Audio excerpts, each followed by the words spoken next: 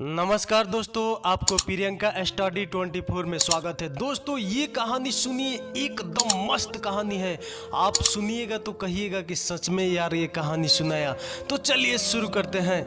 सेठ प्रताप नारायण अपने इलाके के सम्मानित धनवान लोगों में से एक हैं। धन दौलत जमीन जायदाद की कोई कमी नहीं है। जिस व्यापार को हाथ लगाते वहीं से धन की वर्षा होने लगती।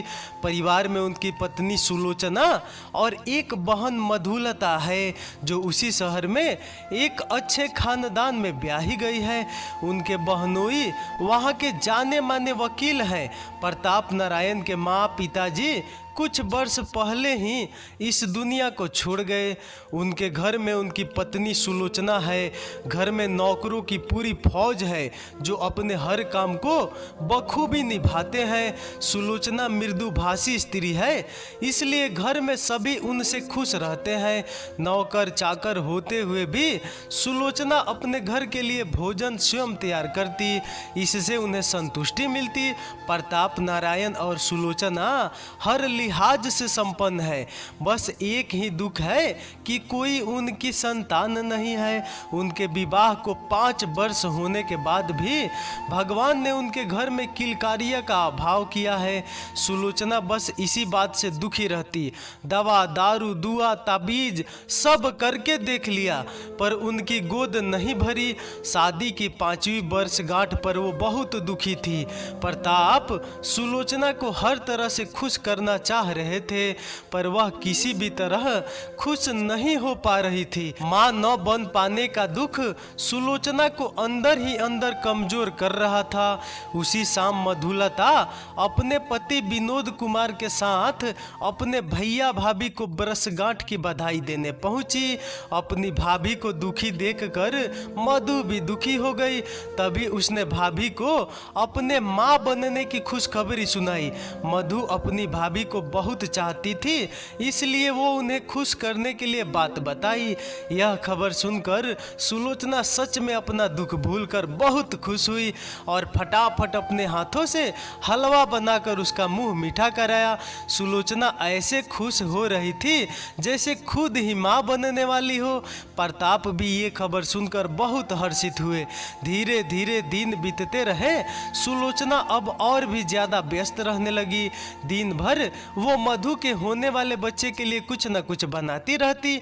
दूसरी तरफ मधु काफी दिनों से अपने मायके नहीं आई तो सुलोचना स्वयं ही उसका हाल चाल लेने उसके घर पहुंच गई।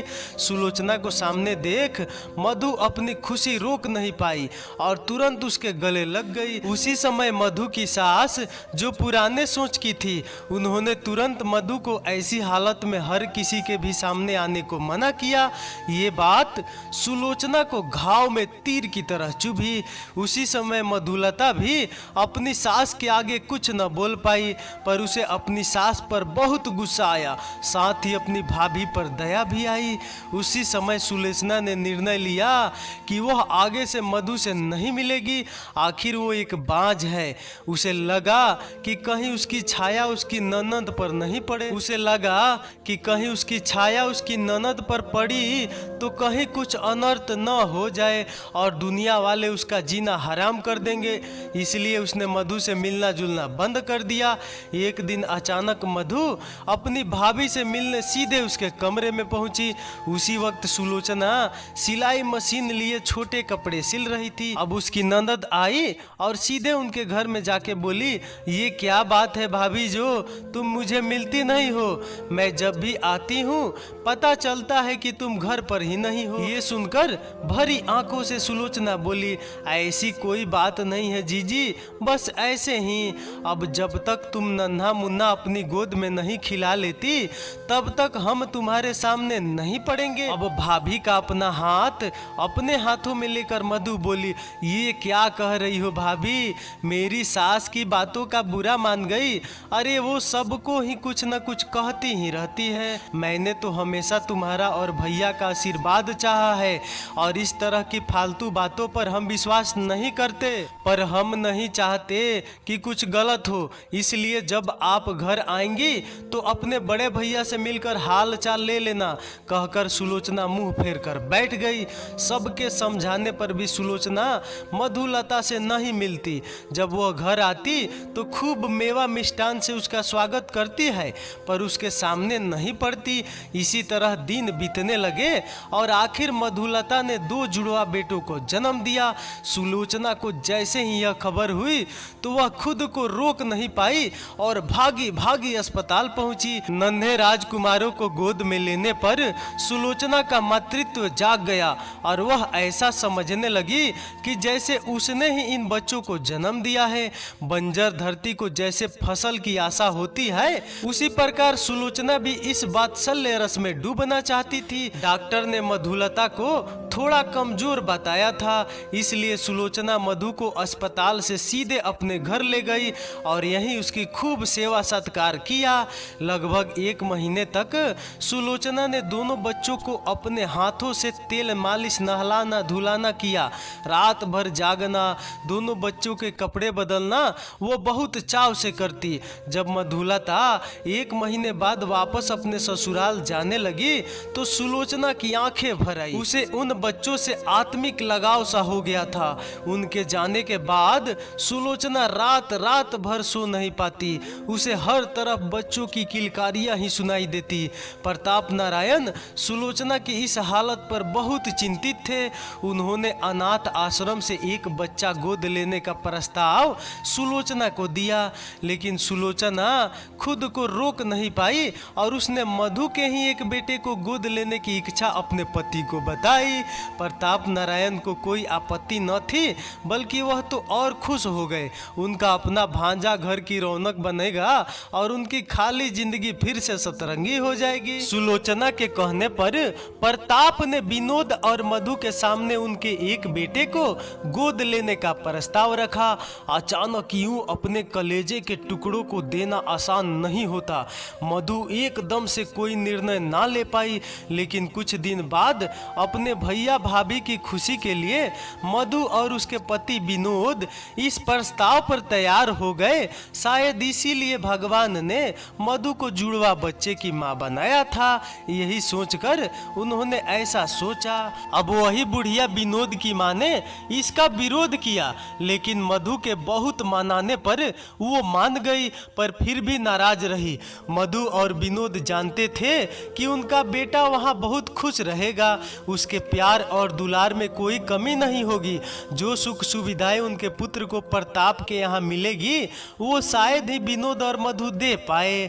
सुलोचना ने अपने बेटे का नाम सुभाष नारायण रखा। दूसरी तरफ मधु ने अपने बेटे का नाम प्रभास रखा, यानी कि मधु ने सुलोचना को अपना जुड़वा बेटा था तो एक बेटा दे दिया। जब से बच्चों ने प्रताप की हवेली में कदम रखा तब से सुलोचना में नई जान फिर से आ गई। बच्चों का एक एक काम वह अपने हाथों से करती। तरह तरह के कपड़े और हर तरह के खिलौनों से सुभाष का कमरा भरा रहता। सुलोचना तो अपनी सुध बुध ही खो बैठी, न उसे खाने का होश रहता और न ही प्रताप की तरफ ध्यान देती।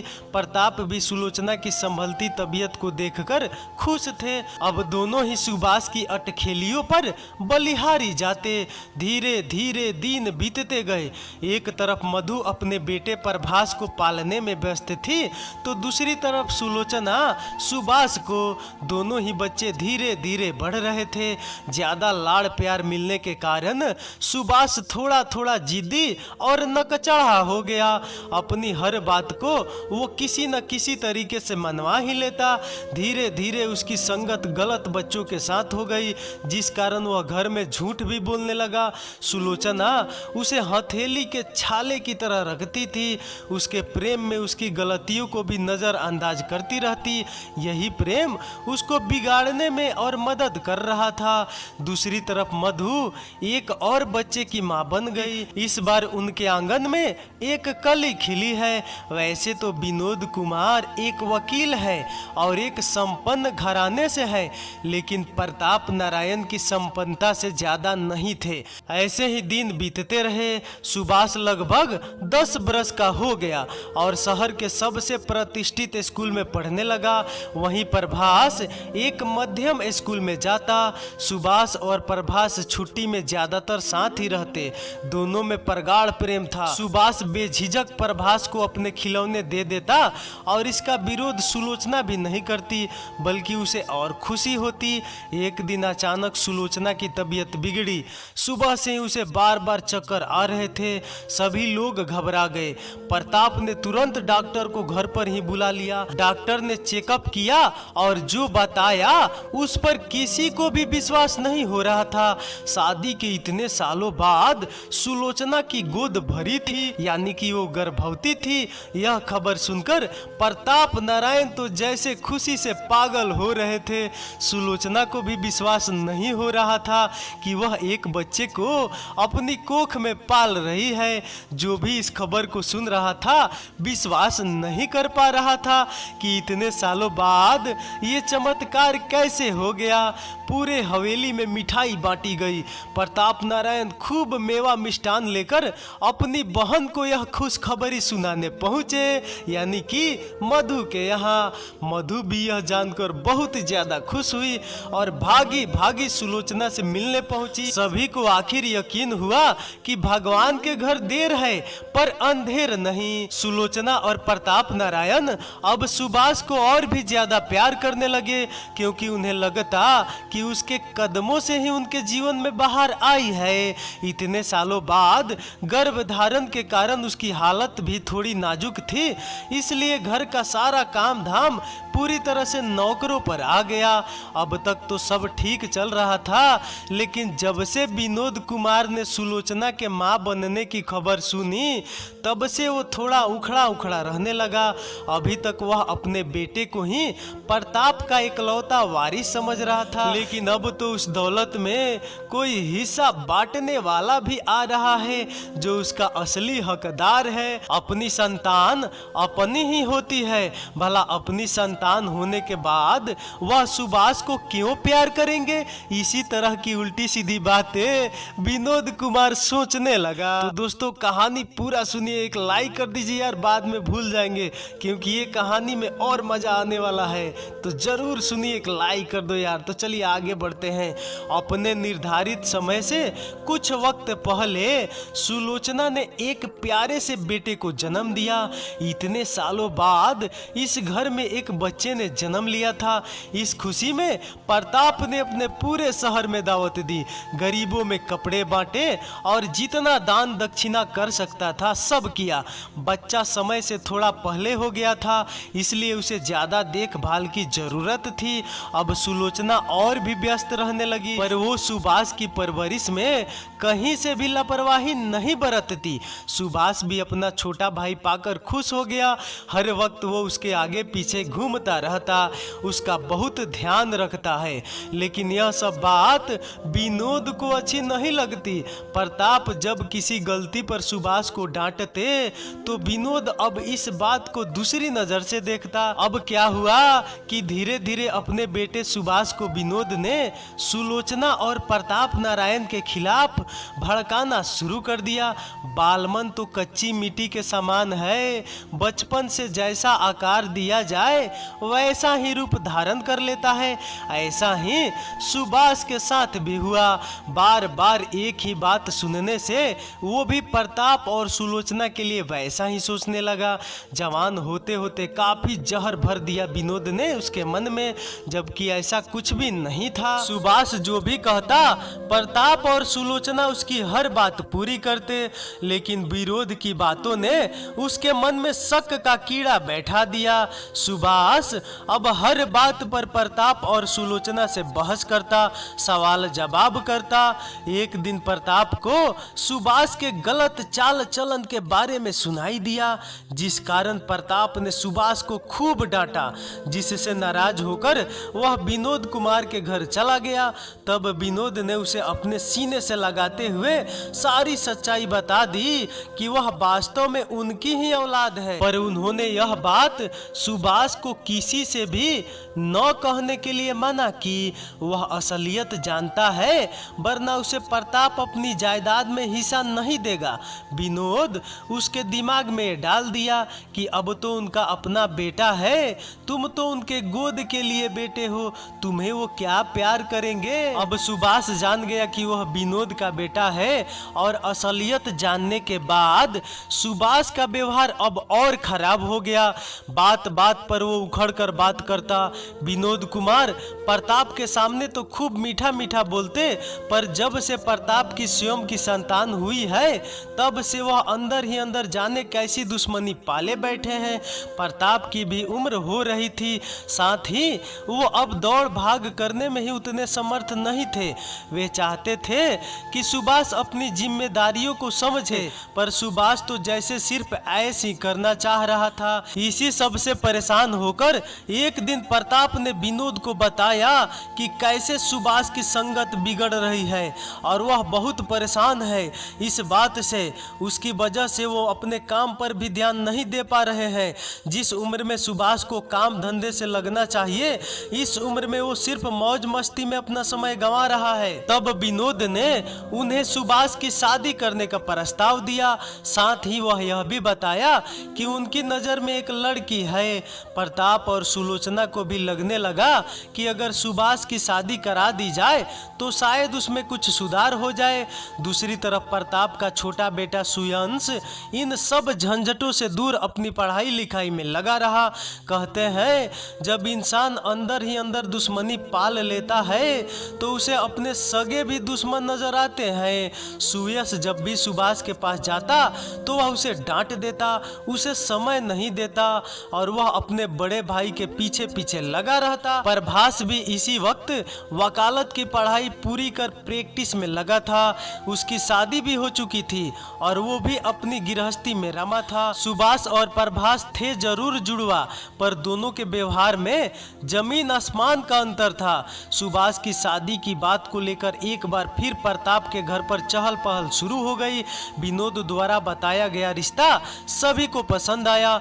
लड़की पढ़ी लिखी और घरेलू काम में दक्ष थी। सुभाष ने भी उसको पसंद कर लिया। लगभग 6 महीने के बाद दोनों की शादी धूमधाम से हुई। सुलोचना ने कोई भेदभाव न करते हुए अपना पुराना बजनी हार सुभाष की पत्नी अर्चना को मुंह दिखाई पर भेंट किया। समय के साथ सुभाष का दबदबा भी आसपास के लोगों में बढ़ने लगा। वकील पिता के कारण उसका मेल जोल हर तरह के लोगों से होने लगा। बड़े बड़े बिल्डरों और नेताओं के साथ उसका उठना बैठना शुरू हो गया।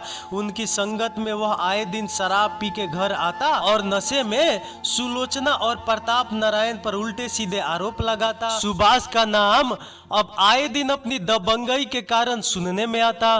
प्रताप को लगने लगा कि अगर ऐसे ही सुभाष अपनी अयाशियों पर पैसे उड़ाने लगा तो जल्द ही सब मिट्टी में मिल जाएगा। अब क्या हुआ कि इसलिए प्रताप नारायण ने सुभाष को मिलने वाले खर्चों में कटौती कर दी।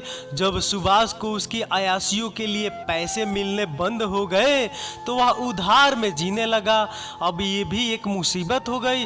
रोज कोई ना कोई प्रताप के मुंशी के पास पैसे के तगादे के लिए आने लगा। प्रताप और सुलोचना सुभाष के इस व्यवहार से बहुत दुखी रहते। वो सुभाष से कम ही बोलते। हर बात का जवाब सुभाष उखड़ कर ही देता। हर बात पर बहस करता। घर का माहौल अब पहले जैसा खुश मिजाज न रहा। इसलिए प्रताप ने अपने बेटे सुयश को पढ़ने के लिए बाहर दूसरे शहर भेज दिया। सुभाष की पत्नी अर्चना सीधी साधी औरत थी। अपने पति की हरकतों पर उसे क्रोध आता। सुभाष के गुस्सैल स्वभाव के चलते वह कुछ भी कहने से डरती। अगर वह उसके बुरे व्यवहार को लेकर कुछ बोलती तो सुभाष उल्टा उसकी ही पिटाई कर देता। फूल जैसी लड़की शादी के कुछ दिनों बाद ही मुरझा गई। विवाह के लगभग 1 वर्ष पश्चात अर्चना ने एक फूल जैसी बेटी को जन्म दिया। अब घर वाले समझने लगे कि शायद बच्चे के मुंह में सुभाष सुधर जाए, पर यह सब कल्पना मात्र था। उसकी अयाशिया तो और बढ़ गई। एक बार छुट्टियों में जब सुयश घर आया तो अपने माँ बाप की स्थिति देखकर बहुत दुखी हुआ। साथ ही अपनी भाभी का बुझा चेहरा उसे परेशान कर गया। सुभाष का अपनी पत्नी और बेटी के साथ भी व्यवहार उसे पसंद नहीं आया। अब तो सुभाष के चर्चे गैर औरतों के साथ भी सुनाई देने लगे।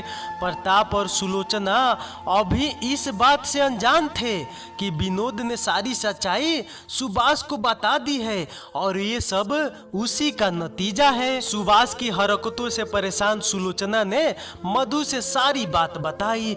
मधु ने सांत्वना देते हुए सुभाष से बात करने की कही। सुभाष बेटा, ये मैं क्या सुन रही हूँ? भैया भाभी के साथ तुम कैसा व्यवहार कर रहे हो? और वो अर्चना, कम से कम उसका और अपनी बेटी का ध्यान रखा करो, अपनी जिम्मेदारियां को समझो। अब मौज मस्ती की उम्र नहीं है तुम्हारी। प्रभास को देखो, अपने काम धंधे से लगा है और अपनी पत्नी का भी ख्याल रखता है। सुभाष को समझाते हुए मधु बोली। उसे लगा कि शायद सुभाष उसकी बातों को मान जाए। अब सुभाष अपनी माँ से गुस्से में बोला, वो भी बिना किसी संबोधन के बोला, ये बात तुम कह रही हो? जब पालने की बात आई तो मुझ दुधमुहे को दूसरे के आगे पालने को फेंक दिया। शराब के नशे में झूमते हुए सुभाष बोला। इतना सुनते ही मधु वहीं सर पकड़ के धम से बैठ गई। कितनी गलतफहमी भरी है तुम्हारे मन में। फेंक दिया या राजकुमारों की तरह तुम्हें पाला गया है? हाँ, बस मेरी इतनी ही गलती थी जो मैंने निसंतान को संतान का सुख दिया। गलतफहमी नहीं, सच्चाई है ये। सुभाष को मधु पर भड़कता देख विनोद कुछ भी न बोला, उल्टा मधु पर ही चिल्लाने लगा। उल्टा विनोद मधु पर भड़कता हुआ बोला, कहा था ना मैंने तुम्हें मत गोद दो अपने बच्चे को, पर तुम्हारे लिए तो भाई का प्यार ही सब कुछ था। तुम्हारी जिद के आगे अपना बच्चा पराये को सौंपना पड़ा। मधु अपने पति के बदलते रंग को आंखें फाड़ कर देख रही थी। अब उसे समझ में आ गया कि ये सारा किया धरा विनोद का ही है। विनोद नहीं, सुभाष के मन में जहर भरा है। दरवाजे की ओट में खड़ा प्रभास भी ये सब बातें सुनकर हैरान था। धीरे धीरे इन सब बातों को एक अरसा गुजर गया। प्रताप और सुलोचना ने भी मान लिया था कि अब सुभाष में कोई परिवर्तन संभव नहीं है। उसको वैसे ही उसके हाल पर छोड़कर वह भी नीरस भरी जिंदगी जीने लगे। अब प्रताप का छोटा बेटा सुयश भी काफी बड़ा हो गया और अपने MBA की पढ़ाई पूरी करने के बाद वह अपने पिता का व्यापार संभालने के लिए उसी शहर में रहने लगा। सुभाष की हरकतों ने प्रताप को आसमान से जमीन पर लाकर छोड़ दिया। सुयश अब सारे काम धंधे को गंभीरता से संभालने लगा। प्रताप नारायण भी अब बीमार रहने लगे, जिससे वह अपने ऑफिस कम ही जाते। सुयश पर भी काम का दबाव ज्यादा रहता और सुभाष को तो अपनी मौज मस्ती से फुर्सत नहीं थी। एक दिन शाम को बाहर लॉन में टहलते वक्त प्रताप नारायण सुलोचना से कहने लगे, सोच रहा हूँ अपनी वसीयत बनवा लूं, सुभाष को उसका हिस्सा दे दूं। अब वो अपनी मर्जी से जैसा चाहे वैसे कमाए खाए। चाय का कप प्रताप को देते हुए सुलोचना कहने लगी, आप अगर बंटवारा करने की सोच रहे हैं तो ठीक है, पर मैं चाहती हूँ कि सुयश की भी शादी हो जाए। भगवान जाने आगे क्या हो। सुभाष के लक्षण तो कहीं से भी ठीक नहीं लग रहे हैं। उसके क्रोधी स्वभाव से डर ही लगता है।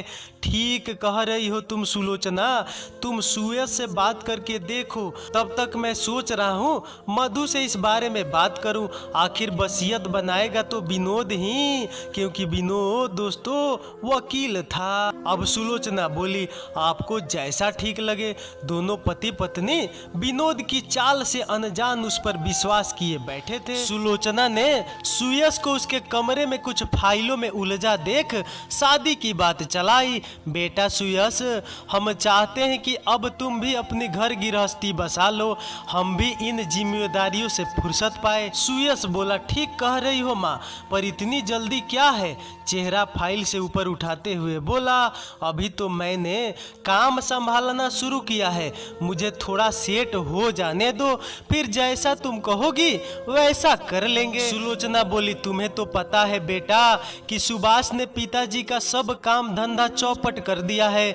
इसकी वजह से वे बहुत परेशान रहते हैं। जिंदगी भर मेहनत कर जो मुकाम बनाया वो मिट्टी में मिल गया और बदनामी अलग हो रही है। सुयश बोला, इसीलिए तो माँ इतनी मेहनत कर रहा हूँ कि काम फिर से पटरी पर आ जाए तो कभी भी बहू ले आना। काम छोड़कर माँ के पास आते हुए सुयश बोला। अपने जिम्मेदार बेटे को देखकर सुलोचना फूली नहीं समाई। प्रताप ने एक बार वसीयत बनवाने से पहले सुभाष से बात करने की सोची। रात को सबके खाने के बाद प्रताप ने सुभाष को अपने कमरे में बुलाया। आओ बैठो सुभाष, आजकल क्या चल रहा है? राइस मिल की जो जिम्मेदारी तुम्हें दी थी इसका क्या हुआ? मिल को क्या होना है? जैसे पहले चल रही थी वैसे अब भी चल रही है, उखड़ते हुए बोला सुभाष। तुम्हें कोई परेशानी हो तो बताओ, घर के बड़े बेटे हो, अपनी जिम्मेदारियां को समझो। बहू को देखो बिल्कुल मुरझाई मुरझाई रहती है, उसको समय दो, बिटिया को दुलारो। बाप होते हुए भी तुमसे सहमी सहमी रहती है, समझाते हुए प्रताप नारायण बोले। अब सुभाष बिना कुछ उत्तर दिए कमरे से बाहर निकल गया। अब प्रताप नारायण सुलोचना को किसी हारे हुए जुआरी की तरह देखने लगे। कुछ दिन बाद प्रताप अपनी बहन मधु को घर बुलाते हैं और उससे सुभाष के बारे में बात करते हुए कहते हैं, मधु तुमको तो पता है कि घर की क्या स्थिति चल रही है। शादी के इतने सालों बाद भी सुभाष के व्यवहार में कोई परिवर्तन नहीं दिख रहा है और शायद आगे भी न दिखे। अब उसे अपनी जिम्मेदारियों के प्रति गंभीर होना ही पड़ेगा और यह गंभीरता उसमें तभी आएगी जब उसको उसके हाल पर छोड़ेंगे। जैसा आपको ठीक लगे भैया, मधु बोली प्रताप जी से। अब प्रताप नारायण बोले, मैं सोच रहा हूँ कि अपनी वसीयत बनवा लूँ और सुभाष को उसका हिस्सा दे दूँ, वह अपनी मर्जी से जैसा चाहे वैसा रहे। अब तक तो मैंने बहुत उम्मीद लगाई उसके सुधरने की, पर यह उम्मीद नाउम्मीदी में बदल गई। विनोद को बुलाता हूँ किसी दिन, कहते हुए प्रताप दुखी हो गए। मधु बोली, पर मैं आपसे एक बात कहना चाहती हूँ भैया।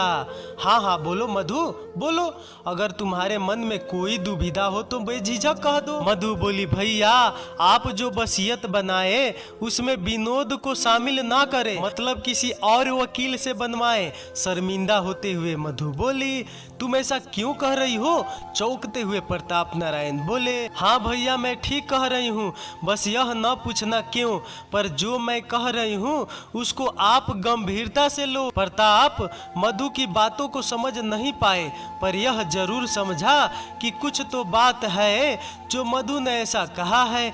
खैर प्रताप ने अपने एक मित्र के वकील के जरिए अपनी वसीयत बनवा ली, जिसके बारे में सिर्फ वकील और सुलोचना ही जानते थे। उड़ते उड़ते यह खबर सुभाष तक भी पहुंच गई। अब उसे जानना था कि आखिर उसके हिस्से में क्या है। एक दिन सुयश ऑफिस से घर जल्दी आ गया तो उसने सुभाष को बैठक में दो औरतों के साथ देखा। सुयश उनको पहचानता नहीं था। जिस तरह से वो बैठकर हंस बोल रहे थे उससे तो कुछ और ही जाहिर हो रहा था। सुयश ने अपनी भाभी अर्चना से पूछा तो वह भी कुछ बता नहीं पाई, पर उसकी डबडबाई आंखें बहुत कुछ कह गई। उन औरतों के जाने के बाद सुयश ने सुभाष से उनके बारे में जानना चाहा तो सुभाष ने गुस्से से सुयश से बोला, ये लड़के तुझे क्या, मैं जिसको चाहूँ उसको लाऊं, जिसके साथ मर्जी उसके साथ घूमूं, तू ज्यादा मेरे सवालों में दखल ना दे। क्यों दखल न दूं भैया, यह मेरा भी घर है और जो हरकतें आप कर रहे हो उसे पूरे समाज में हमारी थू थू हो रही है। पिताजी का नाम डुबो दिया है आपने, कम से कम अपनी प्यारी सी बच्ची और भाभी के बारे में तो सोचो। तभी शोर सुनकर अंदर कमरे से प्रताप नारायण और सुलोचना भी निकल आते हैं। अब सुभाष बोल ही रहा था, तुम मुझे मत सिखाओ कि क्या करना है क्या नहीं, यह मेरी औरत है, इसके साथ मैं कुछ भी करूं। शराब में लड़खड़ाते हुए अर्चना का सहारा लेते हुए बोला। प्रताप ने सुयश को समझाया कि वह कुछ न बोले, वो बात कर रहे हैं। सुभाष हमने तुम्हें कितना समझाया कि इस तरह की हरकतें छोड़ दो, घर परिवार मान मर्यादा सब कुछ तो लिहाज करो। मुझे किसी से मतलब नहीं, मैं जो कर रहा हूँ उसमें किसी की भी रोक टोक मुझे जरा भी पसंद नहीं। फिर ठीक है तुम्हें जो करना है करो, पर इस घर में नहीं। क्रोधित स्वर में प्रताप बोले, मंदिर के पीछे जो मकान है उसमें रहो जाकर, वह मैंने तुम्हें दे दिया, और जो राइस मिल है वह भी तुम्हारी, तुम्हारा जैसा मन हो वैसा रहो, पर तुम्हारी अयासिया इस घर में नहीं चलेगी। इतना सुनते ही सुभाष भड़क गया, अच्छा मुझको वह 4 कमरों का मकान और अपने बेटे को पूरी हवेली दिखा दिया न सौतेलापन, आखिर हूं न गोद लिया। इतना सुनते ही सुलोचना और प्रताप आंखें फाड़ फाड़ कर उसको देखने लगे। सुयश भी हैरान हो गया। तब रूंधे गले से प्रताप बोले, आज तो तुमने बहुत बड़ी बात कह दी सुभाष। कौन सा परायापन किया है हमने तुम्हारे साथ? हथेली के छाले की तरह पाला है तुमको। तुम्हारी हर एक बात, हर एक इच्छा बोलने से पहले पूरी की है। परायापन हमने दिखाया है या तुमने? शुरू से ही सब कुछ तुम्हारा है, पर तुमने अपनी गलत हरकतों और चाल चलन से सब गंवा दिया। थोड़ा कठोर होते हुए अगर तुम्हें जो मिला है वह लेना हो तो लो, वरना मैं कुछ और नहीं दे सकता। व्यापार पहले से ही घाटे में चल रहा है, आए दिन कोई न कोई पैसा वसूल करने चला आता है, कहकर प्रताप अपने कमरे में चले जाते हैं। उस वक्त सुभाष कुछ न बोला और घर से बाहर चला जाता है, पर सुभाष की बातों ने प्रताप और सुलोचना को अंदर तक हिला कर रख दिया था कि इन लोगों ने तो आज तक यह बात सुभाष से नहीं जाहिर की थी कि वो उसको गोद ली संतान है। आखिर यह बात कैसे पता चली?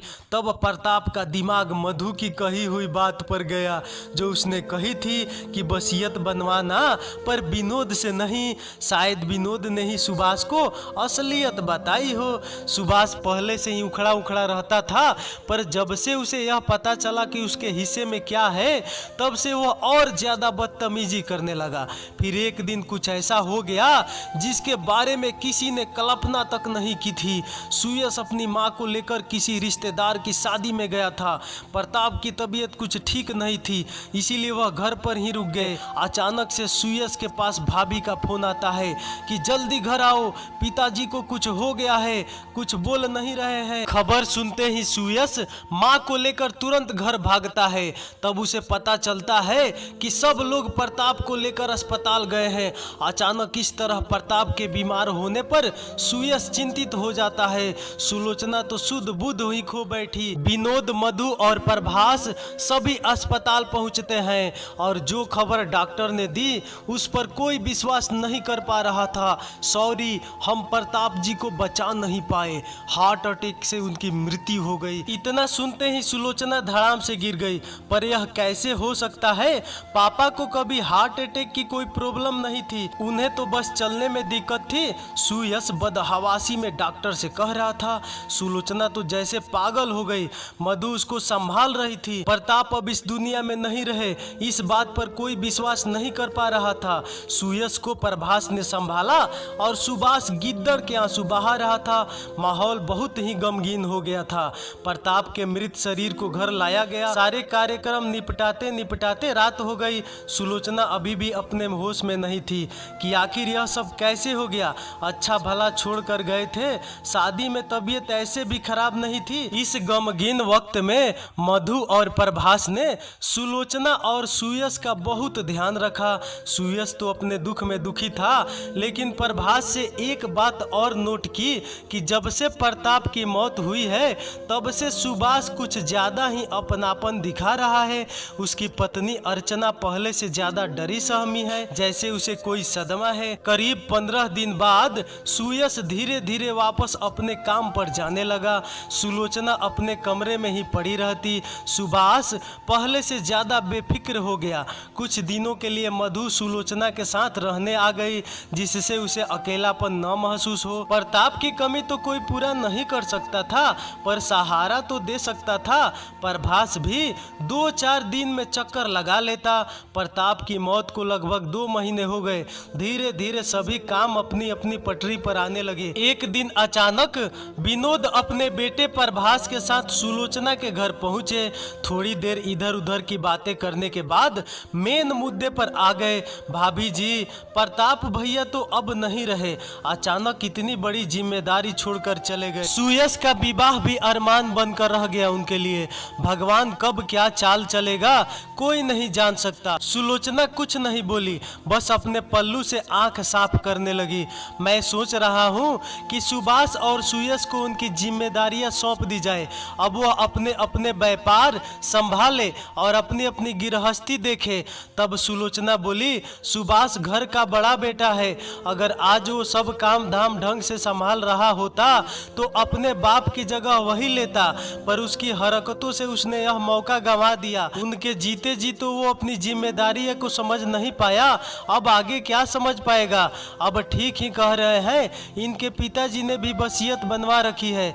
कल सुयश को भेजकर वकील से बात करती हूँ। अगले दिन सभी घर वालों के सामने वकील जो वसीयत पेश करता है उसको सुनकर एक बार तो सुलोचना का माथा ठनक जाता है, क्योंकि प्रताप ने वसीयत बनवाने से पहले उसे सारी बात बताई थी। सुलोचना को शक तब हुआ जब वकील ने बताया कि हवेली सुभाष के नाम है, जबकि उसे अच्छे से याद है कि प्रताप ने उससे कहा था कि सुलोचना भविष्य कोई नहीं देख कर आया है, सुभाष की यह हरकतें कैसी है ये तो तुम्हें पता है, सुयश कैसा निकलेगा नहीं पता, हो सकता है वो भी अपनी जिम्मेदारियां को न समझे, इसलिए यह हवेली मैं तुम्हारे नाम करता हूँ।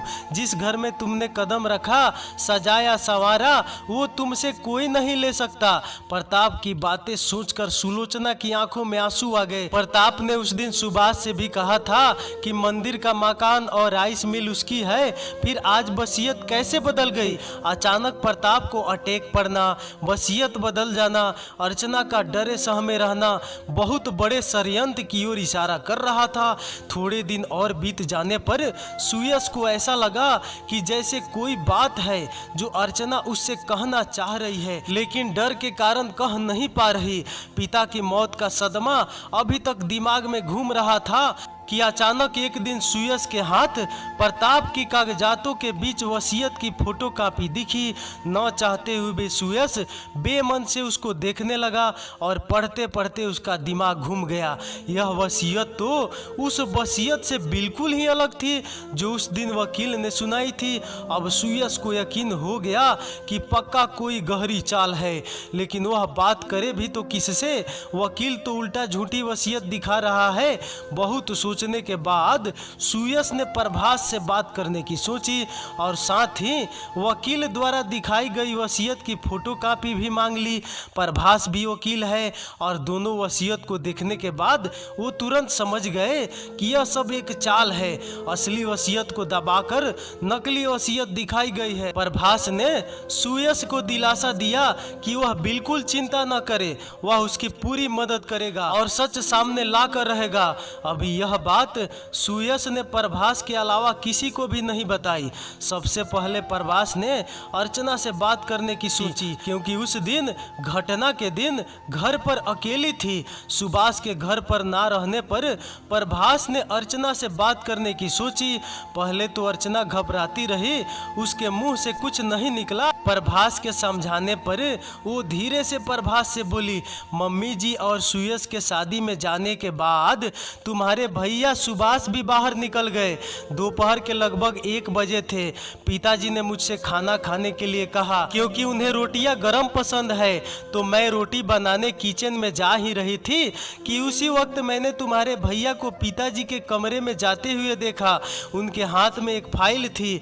मैं अनदेखा करते हुए किचन में चली गई। जब खाना लेकर मैं पिताजी के कमरे में गई तो कहते हुए डरने लगी, अर्चना प्लीज भाभी, पापा आपको अपनी बेटी मानते थे, उनके लिए बताओ क्या हुआ उस दिन।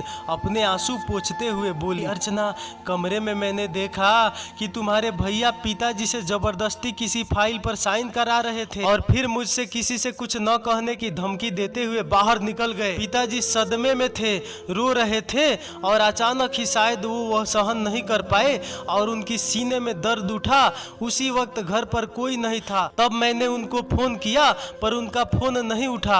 उसी वक्त मैं बाहर भागी और पड़ोस से मदद मांगी, फिर आपको फोन किया।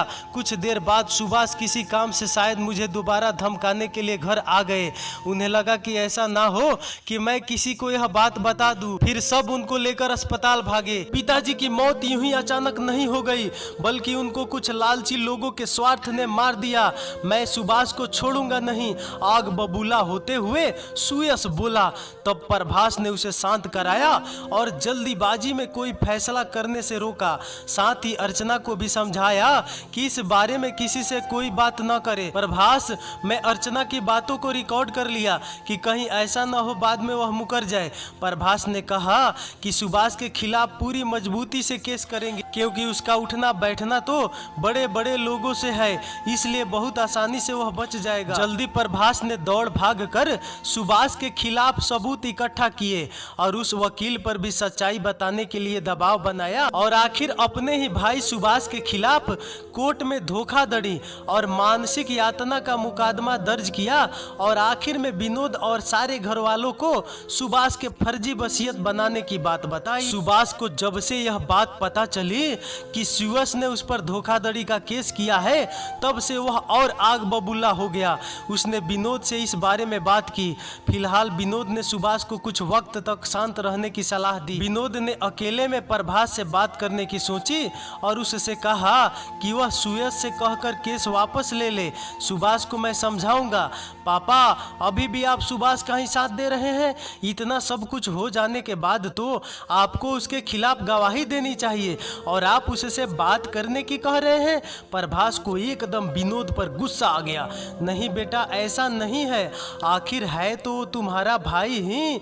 एक भाई दूसरे भाई पर केस लड़ेगा, समाज में कितनी बदनामी होगी। परेशान होकर विनोद बोले, अब आपको बदनामी दिख रही है? तब क्या हुआ जब सुभाष ने मामा मामी का बना हुआ महल उजाड़ दिया, ऐशबाजी की, गैर औरतों के साथ संबंध रखे, तब आपको बदनामी नहीं दिखाई दी? मुझे सब पता है, यह सब आपने ही किया है। सुभाष का दिमाग मामा मामी के खिलाफ आपने ही भरा है।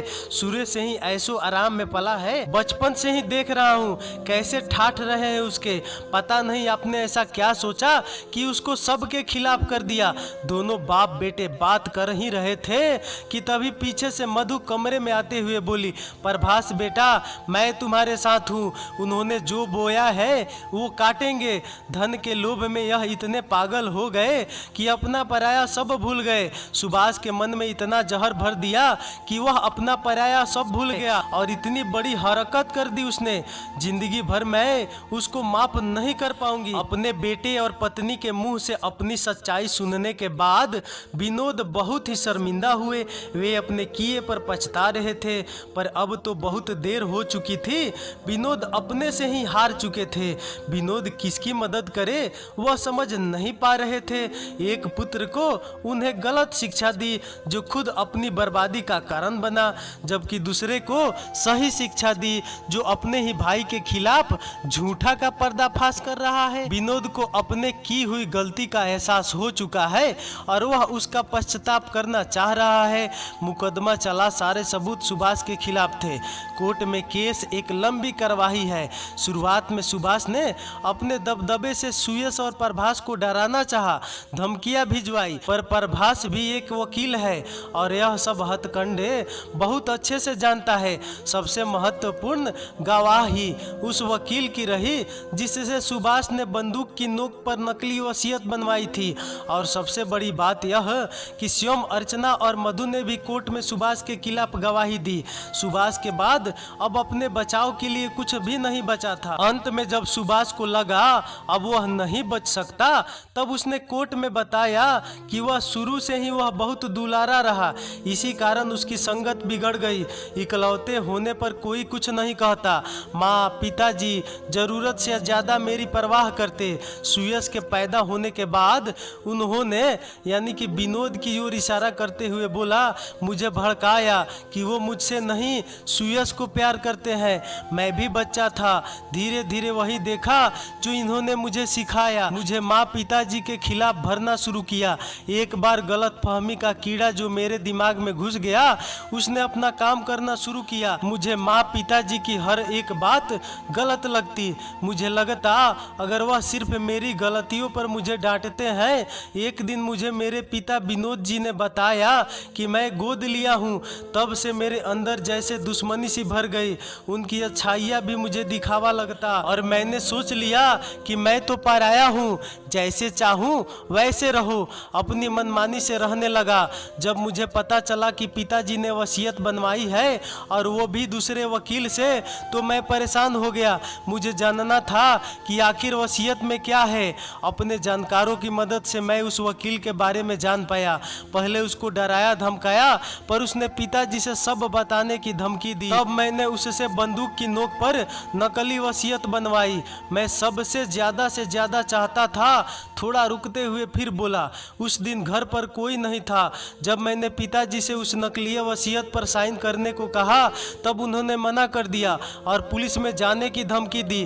तब मैंने उन्हें धमकी दी कि अगर वह साइन नहीं करेंगे तो सुएज का एक्सीडेंट करा देंगे और शायद उसकी मौत भी हो सकती है। इसी डर से उन्होंने साइन किया, फिर शायद उन्हें हार्ट अटैक। तुम इतना गिर जाओगे यह नहीं सोचा था मैंने। तुमको मैंने पैदा नहीं किया लेकिन कभी भी तुम्हें पराया नहीं माना, अपनी आंखों का तारा बना कर रखा। सुएज तो 10 साल बाद हुआ है, हमारे लिए तो बस तू ही सब कुछ था।